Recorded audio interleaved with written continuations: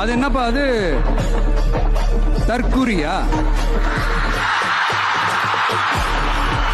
நான் கேக்குறேன், மக்கள் எல்லாரும் உங்களுக்கு தற்குறிகள். அதே மக்களோட ஓட்டு வாங்க போற நாம தற்குறிகள்னா, அப்ப இவ்வளவு நாள் அதே மக்கள் கிட்ட இருந்தானே நீங்க ஓட்டு வாங்கிட்டு இருந்தீங்க. அப்ப நீங்க அந்த மக்களுக்கு நீங்க காட்டுற மரியாதையும் நன்றியும் இதுதானா?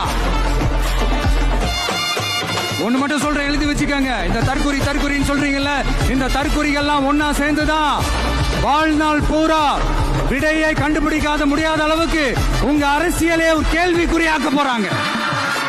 இவங்க எல்லாரும் தமிழ்நாட்டு அரசியலோட அந்த மாற்றத்திற்கான அறிகுறி. சும்மா லாஜிக்கே இல்லாம தற்குறி